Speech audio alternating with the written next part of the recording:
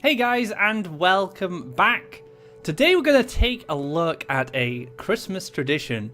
A Christmas tradition for me with Faeria. I tend to play a red rush deck towards Christmas. Now, in the past, it's generally been angry rush. But for this episode, decided on something a little different. So I did actually start off with Rundong's blue-red bargain rush, but I did find that it didn't really click with me that well, so I decided to move over to a different deck, which was created by ESofDawn's, and he shared it with me during one of my streams and said, you know, try this deck out, and it's been doing really well. It's been really successful. I've had some really good rolls on the variants, like on the RNG, getting those good blood songs or hellfires doing what they're supposed to be doing, but overall, this deck has been pretty good. It's been winning a lot of games, and it's really solid. The guards are really strong. You're able to make these kind of high risk, high reward plays, and if they pay off, it's really good. It's excellent, and you gain so much board control and so much power down on the board. So it's been very successful so far, and I want to share it with you guys. So let's get in some matches and see how this deck performs. Alright guys, into our first game, and I have a really good hand. Now, I don't need these necessarily. I don't actually mind throwing the Blood Song and just keeping the Bargainer, but we're going to keep the King. Now, the cards we want to see in our opening hand are Magnus, and Queens and King's Guards. Because what we do now is we double neutral. We play the Mountain. And then we +1, and then we play Magnus. And then we just see what our opponent can do about it. Because they can't do anything about it, we are in a very, very good position. So, because, like, yellow needs to be running Last Nightmare to answer this. And the more slower variants, like the Flyers and stuff, you know, we're starting to see Nightmare in that more. But in Yellow Rush, which I'm assuming this is Yellow Rush, unless my opponent is making an adjustment to my play, this is not going to be optimal, right, for a Flyers deck. So a Flyer deck would rather go off here, start collecting, and all that stuff. But as you can see, we're gonna see a Templar. Is it gonna dash onto my mountain? It should dash onto my mountain, but that's fine. I don't even mind. Magnus's job is not to hit my face. Magnus's job is to generate value for me from its combat trigger. It looks like my opponent is struggling to stay connected here. Well, we'll see what happens. Oh, he's back. Okay. So he's taking a dash. So he should take the dash here. Just to make life a bit more difficult, but it's fine. We're just going to go Magnus anyway. So he could have Nightmare, but this is a gambler's deck. If you're a gambling person, if you like playing to variants, if you like high risk, high reward, this deck is for you. Because you just make the best play you can and hope the chips fall in your favor. That's the goal here. So we can just kill this. Well, we'll see what we draw. Bloodsong. It's a little bit of a shame that we picked up Bloodsong. But we get the double neutral this turn and pass. So we do get to establish these aggressive lands, and then we can Bloodsong next turn. We can even see what else Magnus finds us before we Bloodsong. And the double neutral is going to allow us to set up an aggressive mountain. And the one beauty of this deck and design, which is something S was aiming for when he made this, was only 2 mountains required. So we can go double neutral twice, 2 mountains, and we can probably be done with lands. That's the idea. And we get to utilize the neutral tiles with Magnus, with Baron, with the King's Guards, and with the Walking Fortresses. So there's a lot of ways that we can use these neutrals and just save the mountains for these red creatures. Now, going into the next turn, I have the option to Hellfire. Now, sometimes I think you just Hellfire. You look at the board state and you think, well, if things are in my favor, if I can clear the board with the Hellfire, I'm probably going to win off this. Or it's probably going to put me at such an advantage and my opponent's not going to be able to come back. Now, most of my Hellfires today have been pretty good. I had one earlier where I was trying to hit a 1-life Verdant Force and it didn't get him. It's hilarious. It killed everything else but the Verdant Force. Takes the prayer. Might see just like another Templar dash here, just to block me from going face. Actually, just a Zealous Crusader. So this is just a moment where we get to potentially Hellfire. Now, it's not a given. We are a Faeria off, but I'm hoping the Bloodsong does some work for us. Well, it did. It did plenty of work for us, so let's Hellfire. We can take the 4 damage to the orb. Play a Bold Bargainer. Play a Bold Bargainer. Play a Kingsguard. Now, the one thing I really like about this deck in Rush Mirrors is the King's Queen's Guards. They offer both like offensive options and defensive options, especially if you get them at 0 cost. So you can use them to push damage, you know, get the utility, be it the card draw or the Faeria gain. And then you're also able to play them aggressively, defensively as well, to stop stuff like this from happening. So there's just a lot of utility in these two cards. The Queen's Guard for me is generally better. I prefer the Faeria game, but the one thing Kingsguard does in this deck, which is something S was talking about with me when he built it, was the Kingsguard allows you to draw the cost reduction cards quicker. Like this, for example. So let's see what we get. Another Queen's Guard. We can take a draw. Might as well. There's Gary. So we can go guard here. Bargain. Move up. We can guard here. So we're double guarded in this position because if this gets Choking Sands, it means that the Fanatic can't... the monk can't step here, hit, and then summon another creature. So we're kind of just double downing on defense because hopefully we're just able to finish the game off with either Magnus or double Bold Bargainer. So it takes a Last Nightmare. So Yellow Rush starting to run last Nightmare now, I've noticed. Which could be a pretty painful for this deck if you go for the Magnus play. But like I said, I don't think you even care. You're just like, whatever. Gonna go for the Magnus. What can you do about it? And there we have it. That's going to be game number 1 in the bag. A 0 cost 7/10. Yes, please. Every time. Feels good, guys. And yeah, that just kind of gives you an idea of the strength of Magnus on turn 3. Your opponent doesn't have the correct answer to it. It's just going to snowball out of control like it did there. And you can, like I said, you can use these guards as ways to defend against stuff like Rush. So the deck has a lot of flexibility when it goes aggressive and defensive. One thing I really like about it. So that wraps up the first game. Good game to my opponent. Let's move on to another match.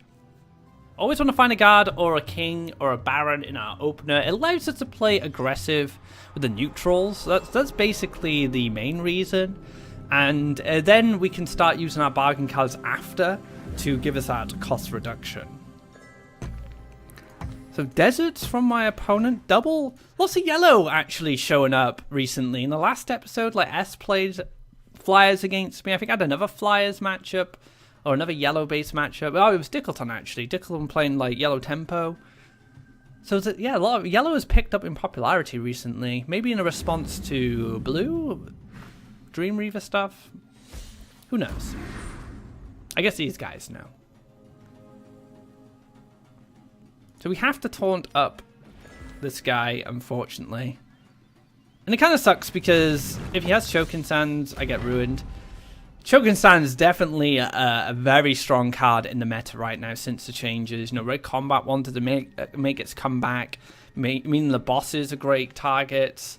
If this Red Rush picks up in popularity, you know, the Queen's Guards and the King's Guards are brilliant targets, one of the best targets for Choking Sands in a way that you gain a 2 Faeria advantage by clearing it if it doesn't get to do anything. So Choking Sands is just a very strong card right now, and that's maybe why yellow is starting to pick back up. So we're not seeing a Choking Sands this time. Is he going to take the pre-hit? Am I soul packed into something? I don't know.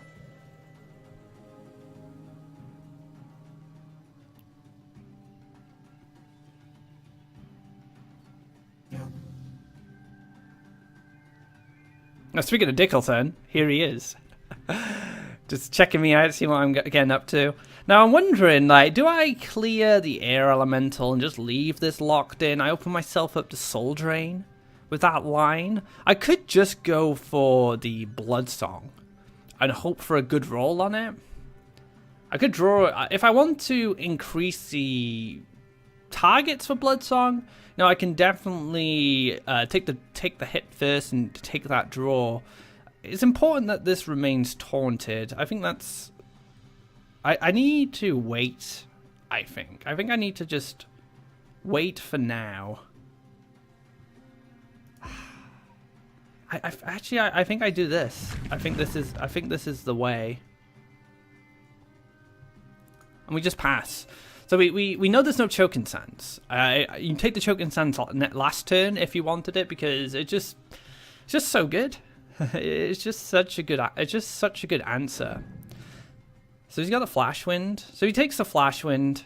So I'm forcing a resource from my opponent here. It takes the Soul Drain. So that's what I was afraid of. I was afraid of the Soul Drain being able to cause trouble like that. That was my biggest fear.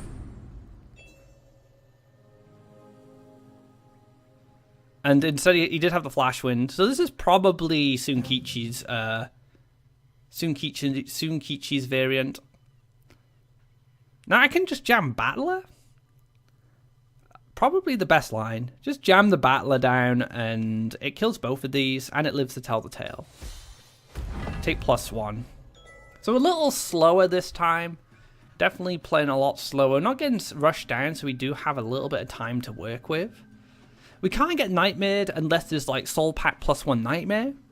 So unless we see that now, we should be in a pretty good spot. Now there could be Soul Packed into Champion. That's something that we could run into. Could be problematic. This might just be the Blood Song turn. Or do I just wait? I'd like to collect, to be honest. I'd like to collect a Faeria. Maybe just let this go. Maybe I'll just let this do what it wants. And then try and line up a Queen's Guard later. Because this way I get resources. I actually get an aggressive land.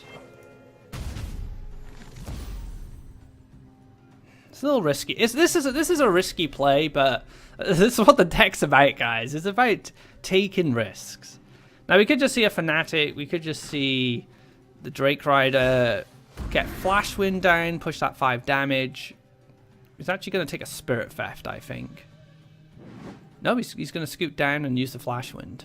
Okay. And I'm okay with this. I'm actually okay with this. Could we get to... So let's try some stuff. Let's see what Bloodsong does for us first. So Bloodsong was actually okay. Because we now can do this here, and then we can Baron in the middle. Do we represent 10 damage next turn? And we're pretty low on life ourselves, but we do have access to the taunts, at least. I collect from here. Fortunately, I would have liked the Bloodsong to hit the Queen's Guard, mainly because I need the economy. I don't need the card draw right now. Like, the hand advantage doesn't really mean much. But we could get something really cheeky next turn. If I collect off this well with the Ogre Battler, I'm potentially able to +1 bargain into Hellfire and then Hellfire on top. Or even bargain into Queen's Guard and then just set up a new defender with a fresh batch of life to work with. Now we might see a champion just push this out the way and then take the 5 damage. That's also another option. Champion coming here to block. Takes a Flash Wind. So Flash Winds instead. To the well, champion. Move this back and then scoot up and hit me for 5. Where's champion going? Oh, it's an emissary. Okay. Takes a Soul Drain. Interesting. Very, very interesting here. Okay.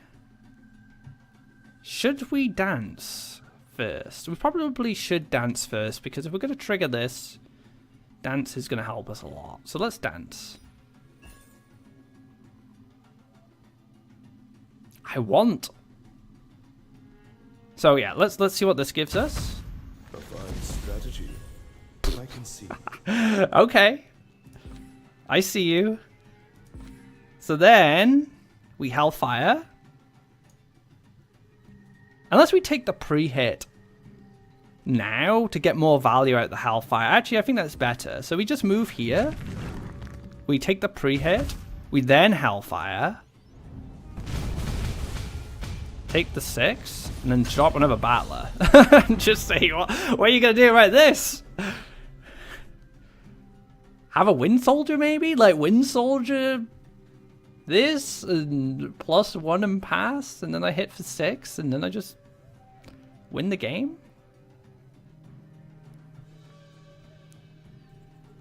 Well played. I told you guys, this deck is really good. It's really strong.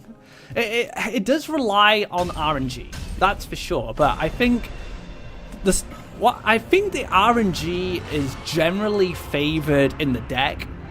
Like the risk is lower than the reward, and that's what I've come to learn playing this deck. You know, I make these what would be a high risk, high reward line, and then I always get rewarded. Maybe it's just me, I don't know. But I feel that there's the risk isn't that high, and that's why I think this deck works so well. But there we have it, another game in the bag, good game to my opponent. Let's move on to our next match. Alright guys, we're into another match. Things have been going great so far. Let's full mulligan and find ourselves a guard. We didn't find one, but that's okay. We still have another draw after turn 1. Another thing that's not bad is Walking Fortress on 3. So double neutral, mountain, Walking Fortress. Some decks just won't be able to deal with that very easily. We also have Explore, so we can actually double neutral Explore Mountain. No, we have a lot of good options actually with the Explore. I'd rather go first, to be honest. I think I've come to realize, especially playing recently, that I only ever want to go first. I never generally want to go second. Like, if I have an elemental, second's pretty good, because it pushes you ahead in the land battle. But first is best. First is best. That's the truth of it. So I might just Hellfire next turn, because why not, right? I could probably clear the board. Oh, Spell Wheels. Oh. You guys know how I feel about this card. So, yeah, there's a lot of pain right now. A lot of pain. This mountain. Bloodsong is a really good pickup, actually. Huh. Okay.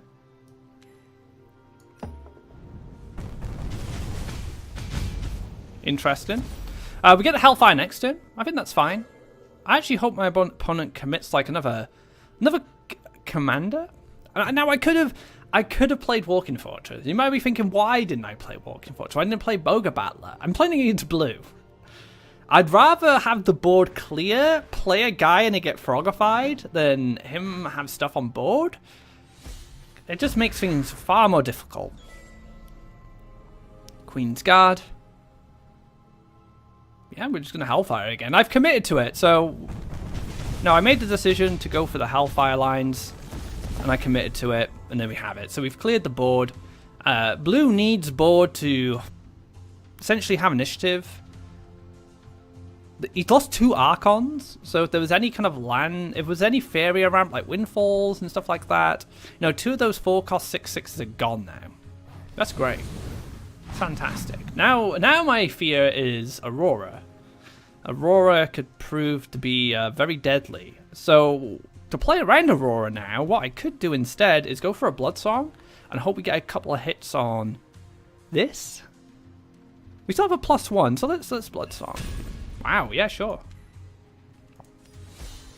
And +1. So we get punished by Frogify. We get mainly punished by Frogify. Phantasm's not an option here. Aurora is an option, but it's not enough. So basically, it's Frogify or bust from my opponent. Frogify or bust. And I bet it's going to be there. Oh, it's MP? It's a cost-reduced MP. So we did actually have MP. Okay. So the Mochi reduced the cost of the Phantasm, and that's why we ended up in that situation. So our opponent is relying on, you know, so we know there's no Frogify, so we can take the collection clear, and then we can just battler and +1. So we're using our power wheel mainly to gain Faeria to make sure that we can have other play. So our deck is generally quite expensive.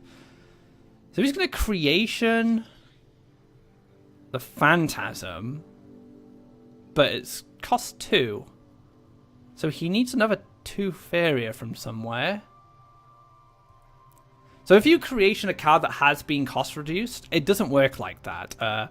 You add a copy of a creature to your hand. So you're generating a copy of this. The original cost of the Mirror Phantasm is 7. So you have to pay the original cost with the 5 cost reduction. So that Phantasm, you know, we now know cost 2. It goes for the +1. We can Ogre Dance, hopefully hit the Red Devil. Actually, we don't want to hit the Red Devil here. Actually, I think we actually just play Queen's Guard instead.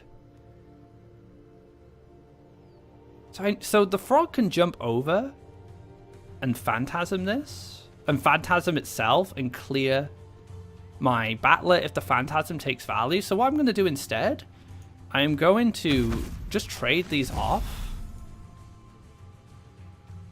Hit this here.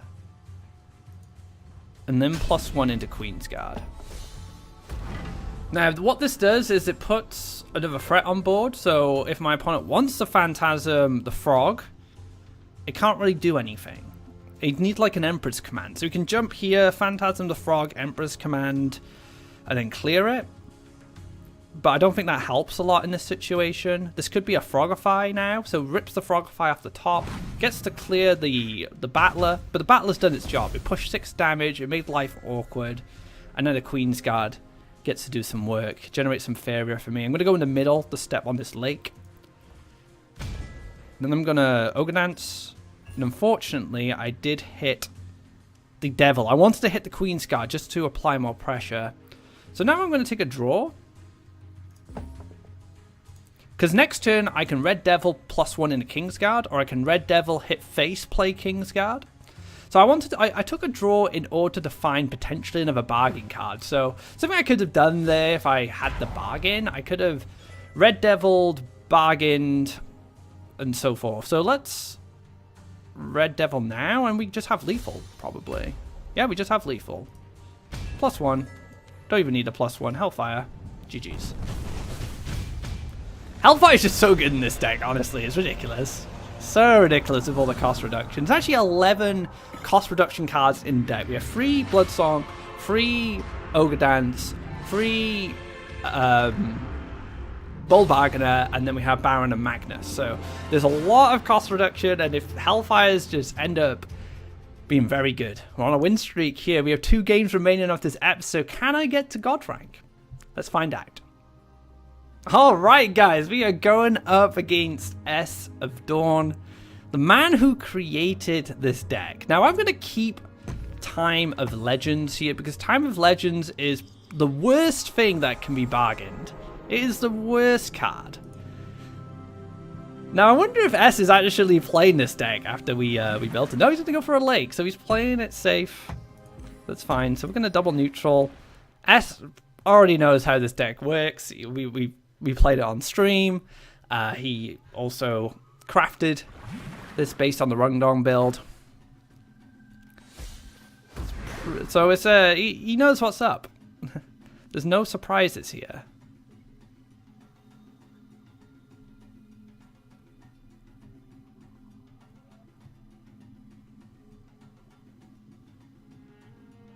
We're going to Time of Legends. We're definitely going to Time of Legends this turn. And then we're just going to Gyarados next turn. So we don't need to get massive value out of Garadan. We just need to kill a couple of things and then just have that 6/6 that represents a problem.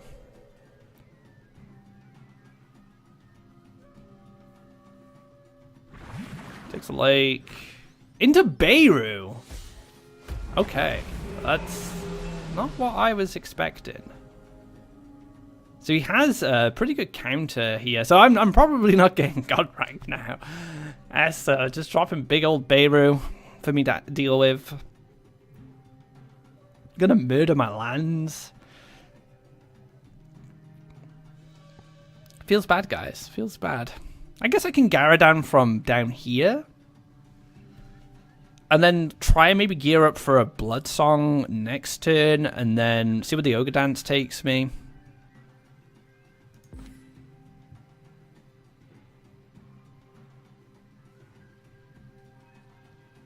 I could just Queen's Guard this instead. There's a lot of different decisions here. So I can Queen's Guard the Beirut, but it doesn't really feel worth it. I can Queen's Guard this in hopes there's not like a Frogifire or Humbling Visions. I could Garadan now. But I might have to kill Battletoads and stuff later. So I think I'll take... If the Beirut didn't come down, I probably would have Garadan if Garadan could challenge whatever came down.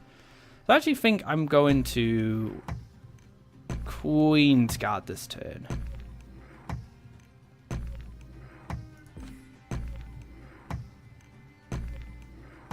So I just pass. I'm just going to pass.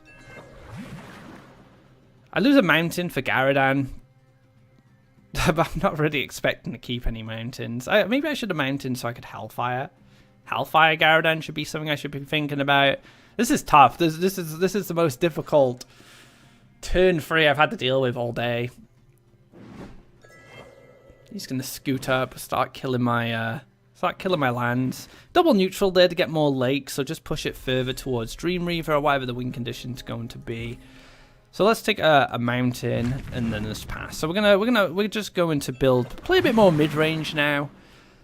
Until we find an answer to this Beirut. I mean, the lake is kind of sad, but we can still summon walking fortresses and all sorts of stuff on there. So this can still give us an aggressive avenue, especially once we've killed Beirut. Archons, how many? 2? No, okay. So now Garadan does give us a bit of value. I just need to decide what I'm going to do with him. I want to play him safe, so I'm actually going to play him a little defensive. You know, I can Bloodsong bargain first anyway. As long as I hit Garadan with the Bloodsong. So let's Bloodsong first. Okay. Right, so let's Garadan.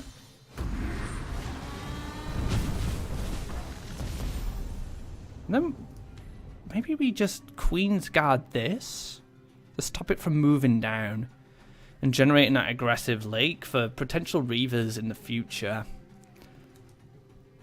And then this will hit in, and then we can Hellfire next turn, potentially, and finish off the board. Okay, we're going to try this. I really don't know what's correct here. You guys probably might have a better idea of what I should be doing. I've not been in this situation before, so I'm just kind of experimenting and trying to figure out exactly what I want to do. So it takes the neutrals. So you might just play something else that's bulky just to make Hellfire worse. Goes for a Emperor's Command. Wow. So the flyers of the world have started to make a bit of noise within the meta, and ESofDawn responds into that with the Destructive Volley, which is designed to kill flyers.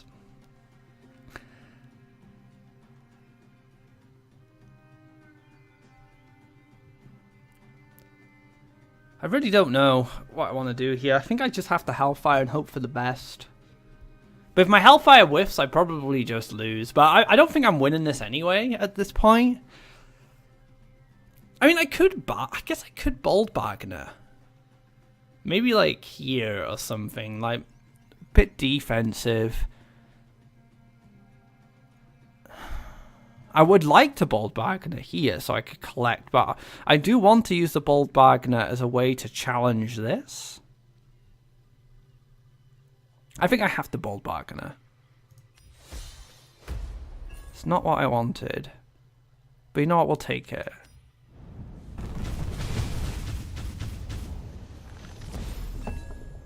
Okay, that's interesting because now the Beirut dies to Bold Bargainer.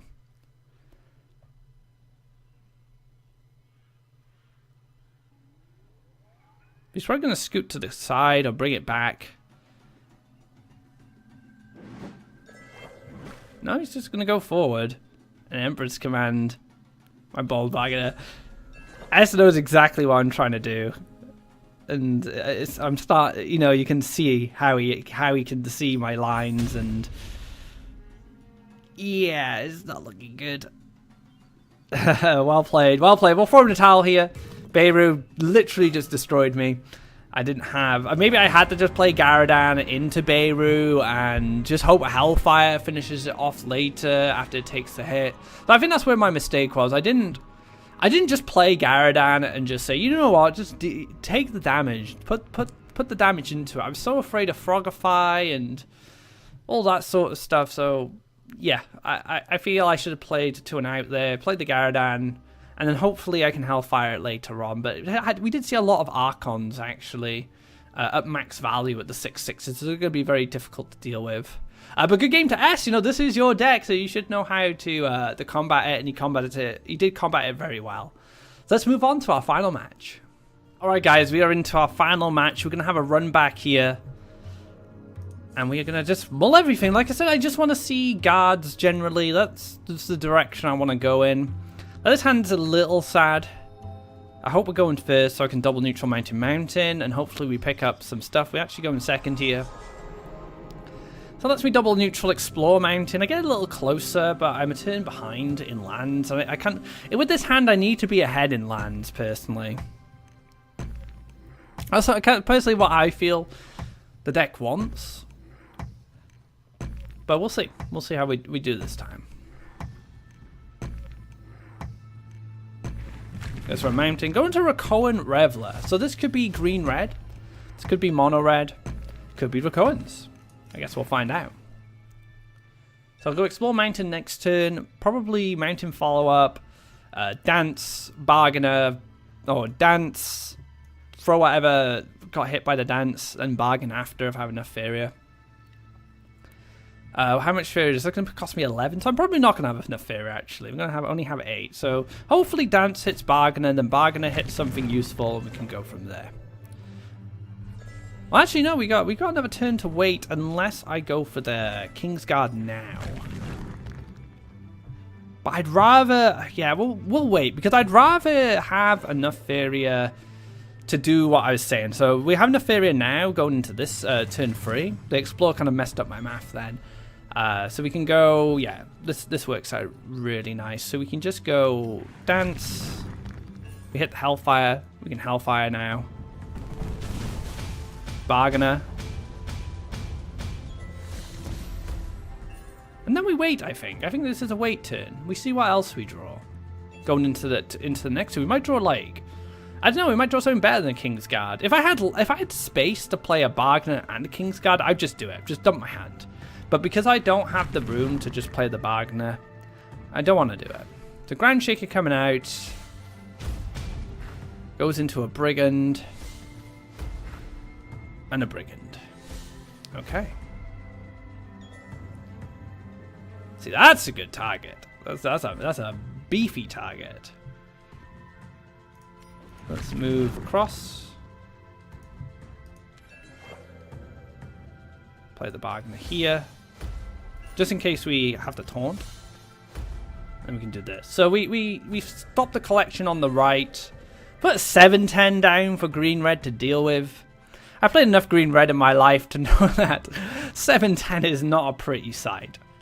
Now, actually, there is potentially enough removal to get things going with a Salamander. Depends on the positioning of it, really. Could, like, Forest or Forest here. Move. Salamander behind. Push these to 4/5s. Get value off this.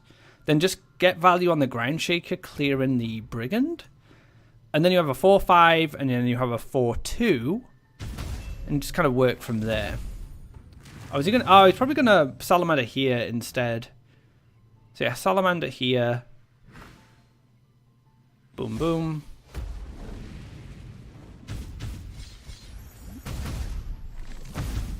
Very good recovery. And gets another Brigand. All 3 Brigands. Wow. Okay. Well, I think we're still in a decent situation. On a +1, I'm going to play Queen's Guard. Because a combat trigger on the Queen's Guard now will give us enough to play King's Guard on the follow-up. So we're not in a terrible position. I mean, King's Guard was fine. But I'd rather have Queen's, personally. Might see another Salamander come down. No, it's going to be a Priest. Okay. And double neutral, so wanting to push those aggressive lands.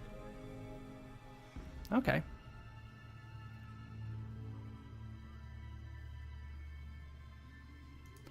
So I think I'm actually going to kill this before it gains any more power-ups. Then go for the King's Guard. And then double neutral here. So I'm trying to stop the aggression. I don't mind the land block. I'm going to gain, hopefully, Faeria on this. Because now my opponent can't Salamander. I've locked these 2 creatures in so they can't move out the way for the Salamander. Now this build could be running Crackthorn. It's very likely. It's not unlikely that Crackthorn... Yeah, there's Crackthorn there. Okay. Oh, he drew the Priest. Oh wow, that was a very good Crackthorn. Jeez. So I think this is going to be all she wrote for me.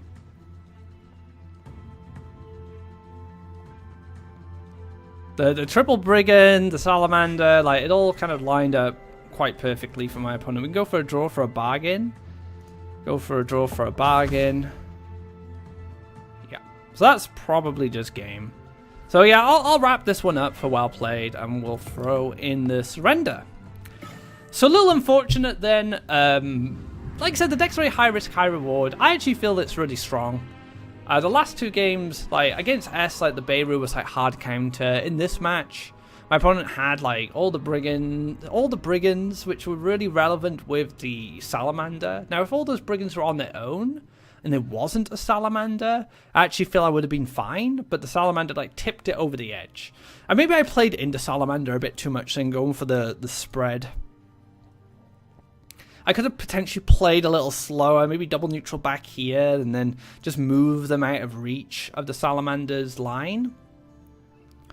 But yeah, it was a very difficult game for sure, especially with the Crackthorn getting ripped off the top, and you know, having that stat boost from the Everlife. So I not only had like the Crackthorn to deal with, I also couldn't really answer the top end of the board. But good games to my opponents today. Gets his revenge on me.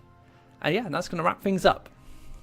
So unfortunately, I wasn't able to reach God rank this episode with the deck, but I think if I continue playing, I could definitely get there. And I think this deck's actually quite strong.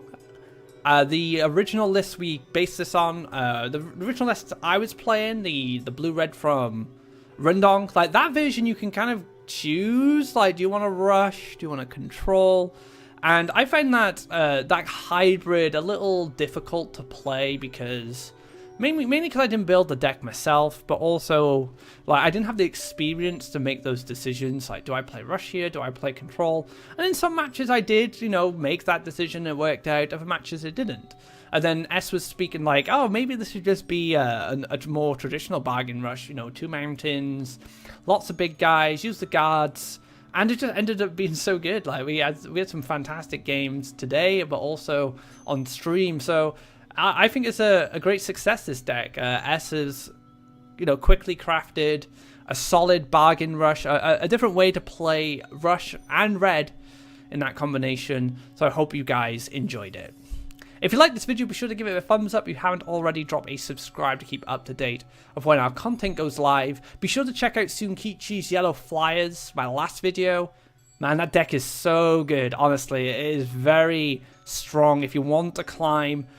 learn that deck. That deck will reward you for your mobility. It generates a lot of tempo. It's just a fantastic build. It's quite refreshing not seeing Drakkar Sky Captain in there and Tsukichi going for that more aggressive style. So until next time, guys, take care, and I hope you enjoy ESofDawn's Red Bargain Rush.